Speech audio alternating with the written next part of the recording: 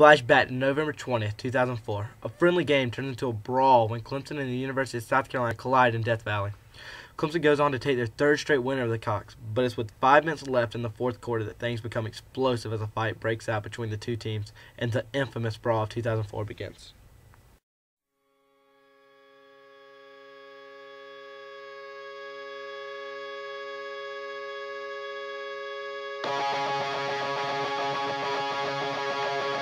My mind is made up. It's going to be made up. My mind is made up. It's going to be. My mind is made up. My mind made up. There's going to be trouble.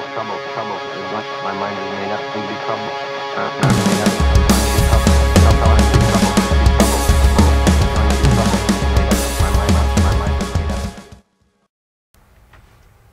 After this brawl, both teams were declared ineligible for the bowl season by the National College Athletic Association, hurting them not only in this coming year, but also in future years as bowls bring in massive amounts of money and extra talent to each university's program. The fans were robbed of seeing their teams play for more glory, and the entire situation drew negative publicity for both of these two universities. Lou Holtz, the head coach of the University of South Carolina at the time, goes on to say in an interview for USC that it's probably just about the most disappointing thing I've experienced in college football. It's just not what college football is all about. The 2004 brawl between Clemson and South Carolina leads us to ask this question: has Sports Rivalries gone too far? Originally to celebrate the wins, the students of Auburn University rolled the power lines with toilet paper.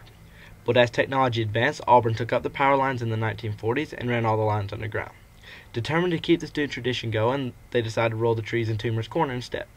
The Toomer's Corner trees are oak trees planted somewhere around the 1880s.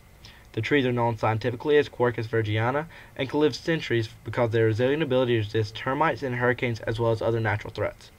This tradition is known all across college football as one of the most unique and sacred traditions in all of college football. In November of 2010, following Auburn's victory over Alabama in the 2010 Iron Bowl, Harvey Updike Jr., a citizen of Alabama and a Bama fan, allegedly poisoned the Toomer's Corner trees. He then went and called into the Paul Feinbaum show to announce it. Al is in Dadeville, Alabama. Hey, Al. Hey, Paul, how you doing? Well, thanks. This year I was at the Iron Bowl, and I saw where they put a Scam Newton jersey on Bear Bryant's statue. Okay, well, let me tell you what I did. I went to Auburn, Alabama, Sure. and I poisoned the two Toomer's trees. I put Spike 80 DF in them. Did they die? They're not dead yet, but they definitely will die. Is that against the law to poison a tree? Well, do you think I care? No. Okay, I really don't. Roll down Tide. We checked into it. We explored options of what herbicide it could be. It wasn't clear until later that it was Spike 80DF was the herbicide that was used to poison the trees. Are we sure that they are in fact going to die? It's an emotional question. I always want to hold out hope. Anytime we do anything to harm or hurt or attack or destroy anybody else's property, that's not how we want to represent ourselves. Just be supportive of Alabama. To relate this to Clemson students, the only thing I know to compare it to is if someone were to somehow take Howard's Rock and get rid of the hill. Now think about how you would feel as a student and fan if someone were to take away your tradition. A tradition that you shared with thousands of students, fans, and alumni. A tradition that separated your university that you love so dearly from every other university in the nation. But fans don't just stop at landmarks. They'll attack anything that they feel will demoralize or hurt the opposing team. Which leads us to our next two stories, which take place in Texas. On Friday, October 7th of 2011, the Texas A&M buses were vandalized by Texas Tech fans. The Texas Tech fans poured manure all throughout one bus as well as all around all four buses. Along with the manure, there were multiple Texas Tech stickers put on the buses as well as derogatory comments. The action was fueled by the rivalry of the game as well as the Texas A&M decision to go to the SEC. This childish act was uncalled for and resulted in a lot of money having to be spent and negative publicity for Texas Tech. All because of some out-of-control fans that take the game a little too seriously.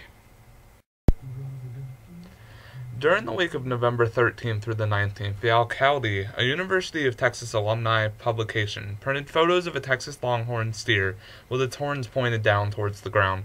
The photos allegedly came from Texas A&M fans who raised the steer and weighed its horns down as they grew in. Such a task, experts say, would take years to accomplish, which only speaks volumes more for the cruelty of the act. To allow a rivalry to go so far that it harms another living thing is outrageous. Sasha Peter Carter, a University of Texas alumni, said it best when she said, "That's losing our humanity in a way." Fan rivalries don't exist only in football. They exist in just about any sport you can think of, including the subject sport of our next incident, baseball. On March 31st, 2011, during the Dodgers opening game at Dodger Stadium against the Giants, one man, Brian Stowe, was brutally assaulted and consequently rushed to the hospital. Here's a video from a news report done on Stowe by KCAL 9 News. The parking lot. All right, now Detective Morris also pleaded for the public's help in locating these two men. He did mention that they had some video, but it did not get a good look at these two suspects. So he called these suspects cowardly and asked for the public's help in locating them or giving them any video that may have been taken at Dodger Stadium last night. Now, meantime, we spoke with relatives of the victim here, 41-year-old Brian Stowe. They told us tonight that he underwent surgery at LA County USC Medical Center and that they actually had to remove a portion of his skull to relieve pressure on his brain. He's hanging in there. He, last I heard, he was still unconscious. But they had to take him into surgery and remove part of his skull to let the brain pressure, relieve.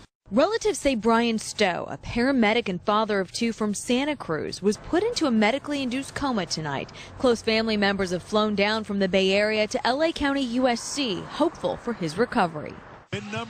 Detectives say it happened after last night's Dodgers-Giants season opener at Dodger Stadium. Investigators say Stowe and two friends, all in Giants gear, were in parking lot 3 when two Dodgers fans approached and taunted the three with expletives. At some point, our suspects hit our victim in the back of the head, and he fell and hit his head on the concrete, and he was continued to be assaulted, kicked and beaten. Detectives say it was unprovoked, and Stowe's two friends tried to get away. And when they saw what happened, trying to come back to aid their friend, the crowd was so dense that he couldn't get there fast enough. I'm here with Eric McLean, tight end for the Clemson Tigers.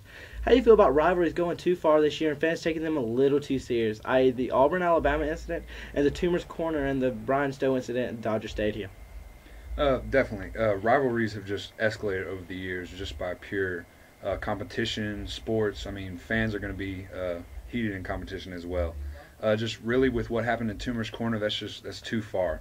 When you go and try and damage a school's heritage, their tradition, that's just something that you cannot do. And even more so, even dangerous, when fans start fighting over things, they really can get intense.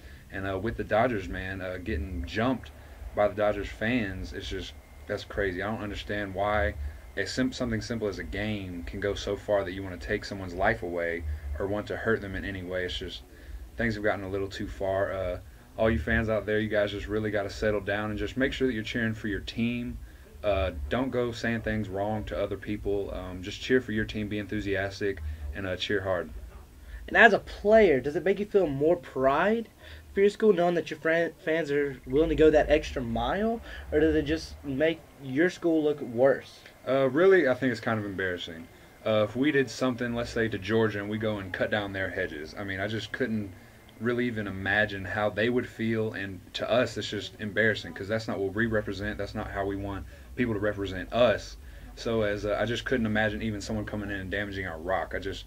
That would just blow our minds, and I think it would just be kind of devastating. So I don't think as a fan, one, that's necessary to do anything further than cheer at the game, and there's no reason for it in sports. So as a player, you'd rather be cheered on by a fan being an upstanding person rather than somebody going a little bit too far and showing their fanhood, maybe just a little bit too much. Definitely. Just be the best fan you can be in the stands, and that's as far as it needs to go. All right. The idea for this topic came about at the recent USC versus Clemson game, when I watched a fan get attacked in the USC stands after being kind of obnoxious, but they poured their drink on him and then proceeded to hit him quite a bit. The cops ended up breaking it up, and I was just left standing there thinking how disgusting it was that it's gotten to that. It really shouldn't. And as Connor and Mac had just said in this prior interview, you need to be the best fan you can be from the stands you're in. Fans that travel to watch their teams play away games are already at a disadvantage. They don't know the surrounding areas, the people, and they're most likely traveling in smaller packs. Intimidation and violence have no place outside of the game, and defacement of the opposite team's property is never a good thing. There's a difference between pride and nonsense, and if we don't want this nonsense to get out of hand, each fan has to stand up and act as they should. We urge you to help out, and in your future times at sporting events, to be the best fan you can be in both supporting and representing your team to the fullest. Thank you for watching.